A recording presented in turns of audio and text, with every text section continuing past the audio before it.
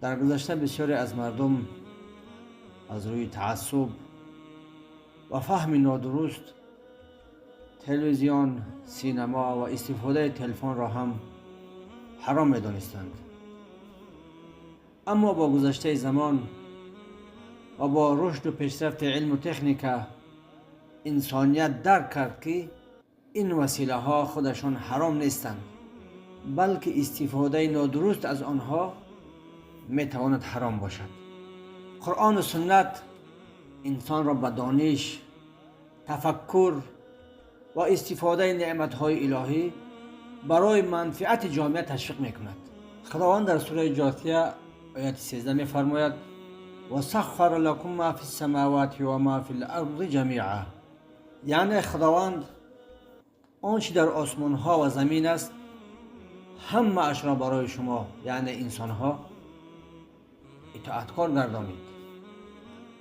این آیت نشان میدهد که تمام نعمت ها و وسیله ها از جمله تکنولوژی برای منفعت انسان آفریده شده اند، نه برای منع کردن و محدود نمودن. پیامبر علیه السلام در حدیث میفرمایند: الحکمت ضالة المؤمن اینما وجدها فهو احق بها. یعنی دانش، حکمت گمشده مؤمن است، هر کجایی که آن را یابد سزاوار گرفتن آن است.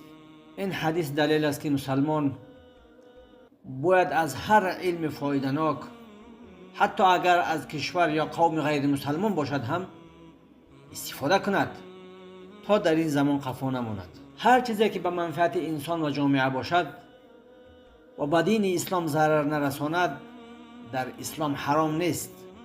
خدا تمام وسیله ها را برای آسانی زندگی آفریده است. پس مسئولیت ما در آن است که از این نعمت ها با نیت و راه های حلال استفاده بریم. امروز تلفن، تلویزیون و تکنولوژی واسطه های دانش، رابطه و پیشرفتند. با گفته قرآن و سنت انسان باید از هر نعمت خدا با شکرگزاری و در راه نیک استفاده کند. خداوند در سوره روم آیت 30 می‌فرماید: ولکن اکثر الناس لا یعلمون. اما بسیاری از مردم نمیدانند.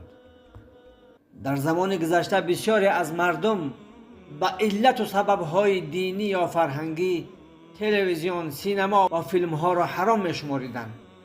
آنها این وسیله ها را همچون وسیله گمراه کننده می‌دیدند و از استفاده آنها خودداری می‌نمودند. اما با گذشت وقت